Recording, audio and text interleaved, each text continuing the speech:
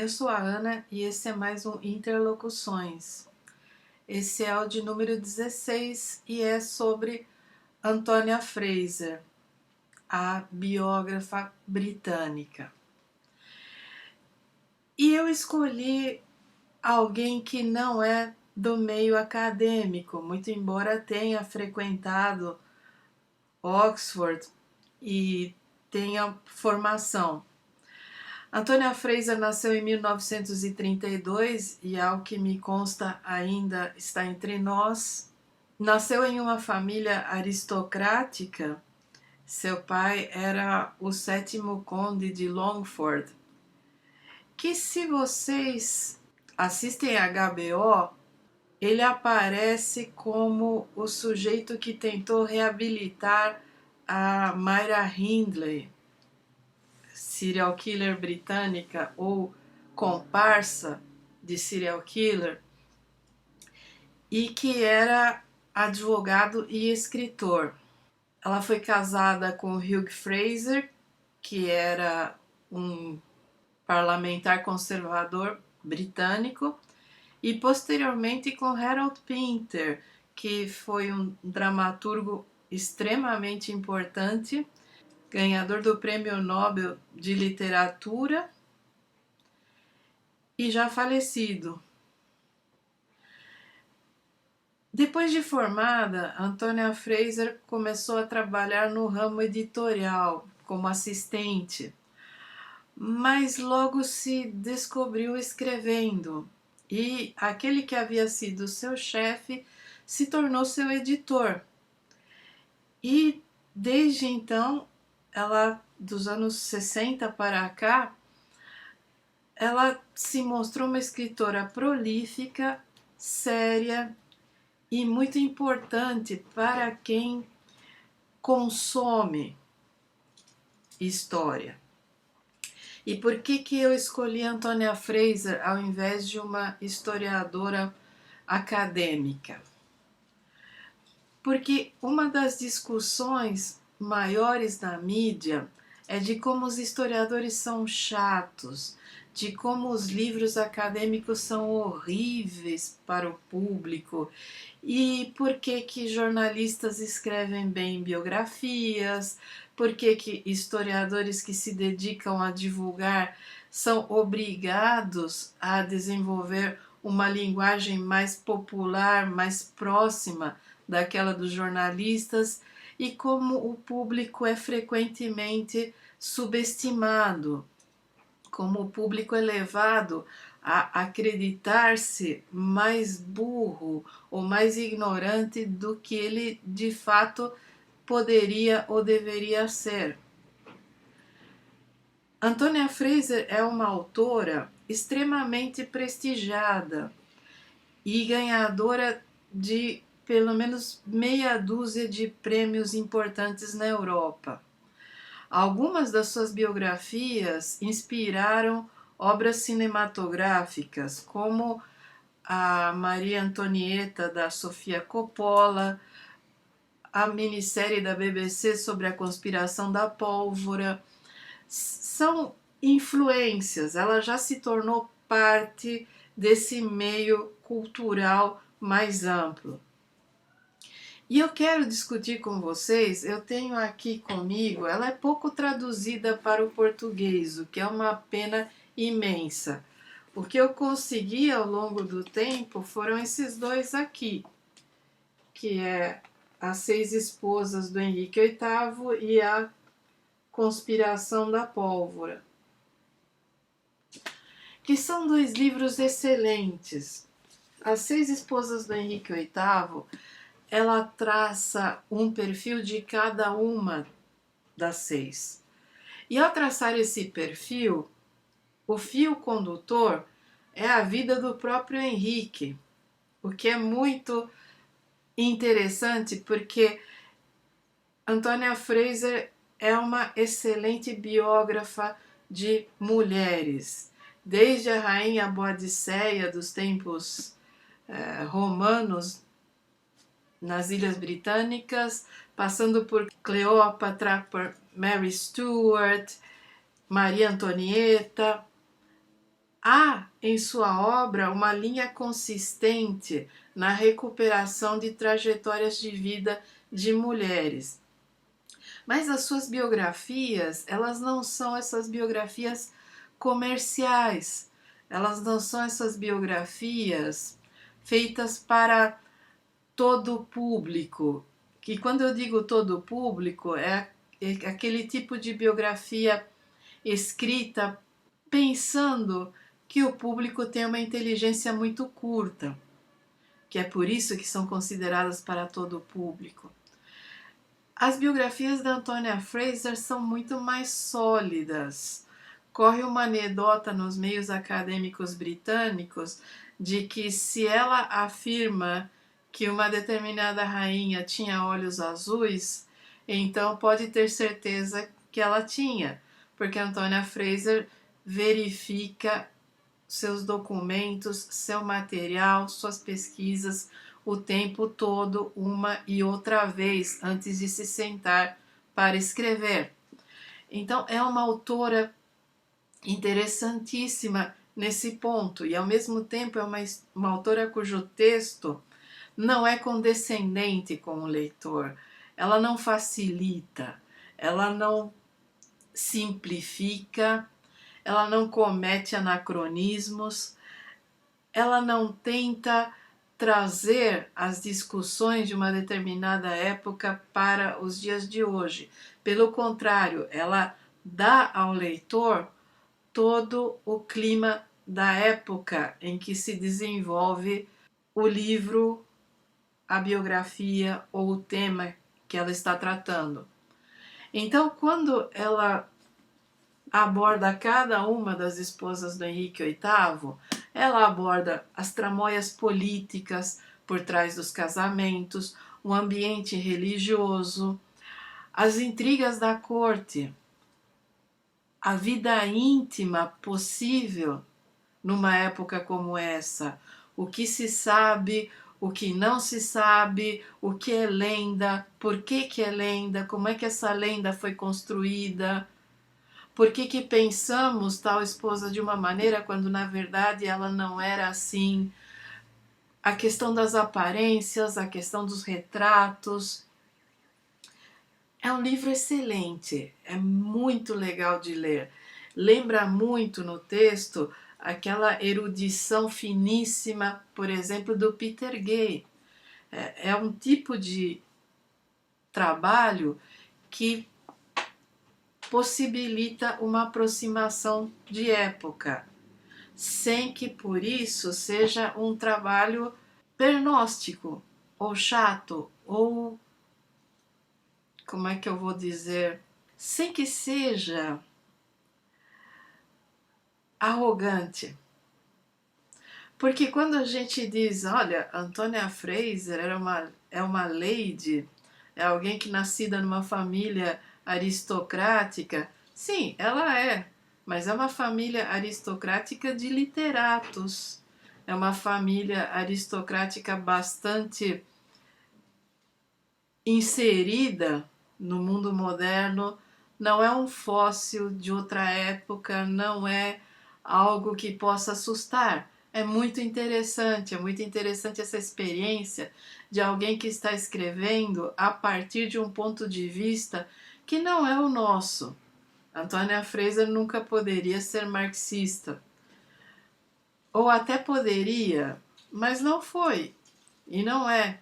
E isso não é um desdouro, isso não é um problema. Pelo contrário, oferece uma outra perspectiva.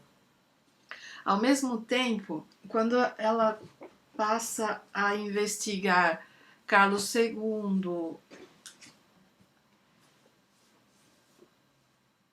os Stuart e todo aquele período pós-Tudor, ela também mergulha nas questões religiosas do Reino Unido, que são importantíssimas para se entender toda essa passagem do fim do século XV até o século XVIII, toda a guerra entre católicos e protestantes, toda a disputa Bíblia e pelo discurso bíblico, a questão do Oliver Cromwell, a Revolução Gloriosa, a decapitação do Carlos I, tudo isso sem um mergulho profundo nas questões religiosas é impossível de ser entendido.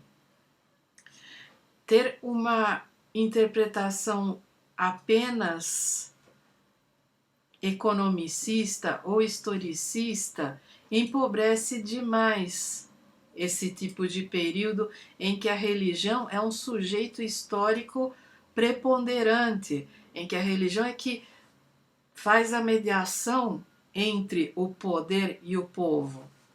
Então, quando se lê um livro de Antônia Fraser, se entende todas essas minúcias, se percebe quais são as queixas dos católicos em um período protestante, quais são as queixas dos protestantes em um período mais católico, e como é que tudo isso vai criando as situações, criando as disputas, criando as guerras propriamente ditas, as alternâncias de poder e finalmente definindo o que vai se tornar a monarquia constitucional britânica. São livros excelentes, é uma historiadora exímia. O fato de não ser acadêmica não é nada que possa ser colocado para pesar mal na balança. É algo que é uma contingência da vida. Nem todo mundo consegue seu lugar na academia. A maioria das pessoas que se formam não vira um acadêmico. Acaba sendo um professor, ou um escritor, ou simplesmente acaba tocando a vida. E isso é importante, porque é importante ter pessoas em sociedade que entendam do mecanismo da produção historiográfica, que entendam de como se escreve a história, que possam fazer essa mediação entre os que permaneceram na academia e a sociedade. E a biografia é uma maneira de fazer isso, porque é um tipo de literatura que chama o público. Porque convenhamos que o ser humano é um fofoqueiro nato. Mesmo aquelas pessoas que não gostam de andar por aí espalhando boatos ou ouvindo boatos, não se furtam a assistir filmes biográficos, documentários ou a ler uma boa biografia de algum artista, de algum pensador, por que não de algum rei que elas admiram ou que elas odeiam. Mas esse interesse humano pelos outros seres humanos é algo que a indústria cultural explora e explora muito. Não só na veia literária, mas no cinema, na televisão. Esse nosso interesse por saber das vidas dos grandes ou dos importantes é algo que vem sendo explorado há mais de uma centena de anos. E quando se pega um escritor ou uma escritora ou uma historiadora que executa muito bem esse papel de biógrafo, o que nós temos? Nós temos a oportunidade de uma literatura de alta qualidade e de tornar a prática historiográfica mais próxima do público, sem que seja aquela prática historiográfica das revistas científicas ou dos livros acadêmicos que, convenhamos, não são destinados ao grande público, não são para todo o público. A historiografia segue uma série de protocolos, de práticas, de métodos que são específicos e que são para os seus pares, que não são para o público em geral. Por melhor que um historiador escreva, por mais que ele seja romanticamente literato, ainda assim, no texto historiográfico, a exigência dos métodos, das práticas e dos protocolos afasta o público comum. Não é uma literatura para todo o público.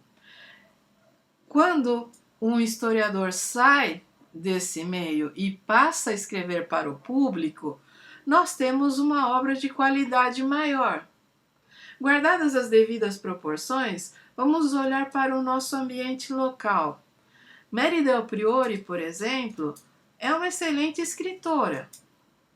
O texto dela se tornou palatável ao público, então ele já não é mais um texto acadêmico, mas é uma escritora que tem essa bagagem historiográfica. Então, quando escreve, escreve bem, ela escreve honestamente, poderíamos dizer. Mesmo com todo o seu viés de classe, mesmo com tudo que nós possamos ter de restrição à obra da Mary, que é diferente, por exemplo, do Eduardo Bueno. Eduardo Bueno, por exemplo, é formado em história, mas não é um historiador, porque seus trabalhos não dialogam com qualquer historiografia. Ele reproduz todo tipo de historinhas, anedotas, lendas, preconceitos, como se fossem a história. Ele é anacrônico, ele tem 500 mil problemas. Perto dele, Laurentino Gomes é maravilhoso, mas Laurentino Gomes também tem problemas, porque principalmente em 1822, ele reproduz uma série de preconceitos em relação à corte portuguesa que a historiografia não valida há muito tempo. Faltou para ele ler os anais do Museu Paulista e toda a obra decorrente da Cecília Helena e do pessoal que tem um trabalho extremamente sólido sobre esse período da independência. Então, nós temos aqui vários autores que caíram na graça do público e que não têm o respaldo acadêmico ou a aprovação acadêmica. Em parte porque a nossa academia não é algo tão fora da realidade, mesmo com todo o método, mesmo com tudo. Nós temos autores cujos livros são deliciosos de ler, mesmo por quem não é do meio acadêmico. Nós temos Sidney Chalhoub, nós temos o professor João José Reis, nós tínhamos o professor Amaral Lapa, que escrevia maravilhosamente, o próprio Sérgio Buarque é muitíssimo interessante de se ler. Gilberto Freire, com todas as críticas que a gente possa ter, tem um texto delicioso. Tinha, né? Mas entendam o que eu quero dizer. Existem aqueles textos acadêmicos que seguem um rigor na forma para receber a aceitação e a chancela da academia, e mesmo assim seus autores conseguem ser palatáveis a um público maior. E é por isso que muitos desses autores olham com ojeriza para aqueles autores que simplificam demais. Para os jornalistas, porque nós aqui no Brasil temos vários jornalistas que se acham historiadores e que produzem coisas lastimáveis e tão anacrônicas, e para certos biógrafos profissionais cujas obras são destinadas ao consumo, são escritas para se tornar best-sellers e não têm a mesma seriedade que um trabalho acadêmico. Então, é isso essencialmente a questão das biografias. A biografia é algo que chama o público. A biografia é algo que aquela pessoa que chega para você na fila do supermercado e quando você diz que é professor de história ou que é historiador, a pessoa vira e fala: ai, nossa, eu adoro história, eu vivo lendo fulano de tal. Então, as pessoas que gostam de história e que consideram a história aquela coisa de almanaque, cheia de datas e nomes e gente importante, são as pessoas que consomem as biografias. E se nós não tivermos bons historiadores escrevendo boas biografias e apresentando-as a esse público sempre vai consumir jornalistas e vai acabar formando uma ideia da história que é uma ideia anacrônica, equivocada, que é aquela ideia da pessoa que não distingue o século XIV do século XIX, o que para nós é um horror, mas que é a realidade de uma boa parte da população. Por isso que eu escolhi a Antônia Fraser para entrar nessa questão e que eu recomendo. Os poucos livros dela traduzidos ao português são ótimos. Qualquer livro dela é bom, é acessível, talvez não no preço, porque nessa altura do campeonato qualquer livro bom está pela hora da morte, já que as editoras no Brasil pararam de reeditar livros interessantes há muito tempo. Mas que seja, né? Eu recomendo. Se você quer um exemplo de biografia acadêmica e de uma biografia árdua de ler, cheia de informações, escrita por um excelente historiador, talvez um dos melhores do século XX, mas que te dá um trabalho danado, experimenta ler a biografia de São Luís, escrita pelo Legoff.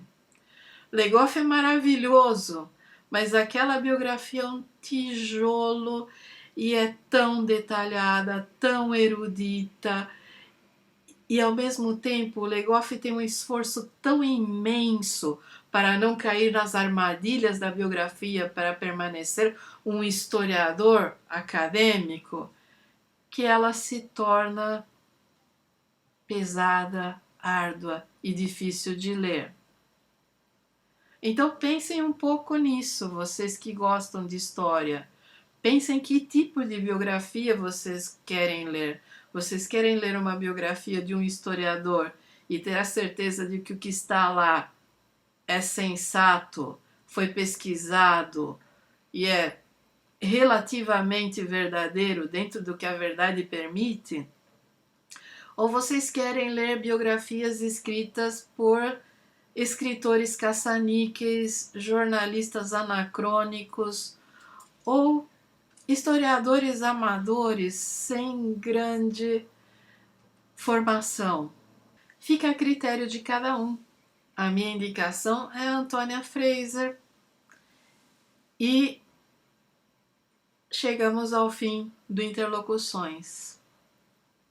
Fiquem bem, fiquem seguros, aguentem mais um pouco essa quarentena. Quem sabe até o final do ano a gente pode sair por aí e fazer o que quiser e abraçar quem quiser. Por enquanto, vamos ficando por aqui e para julho haverá surpresas aqui no canal. Eu quero fazer mais algumas lives e espero que isso dê certo. Então, até o próximo.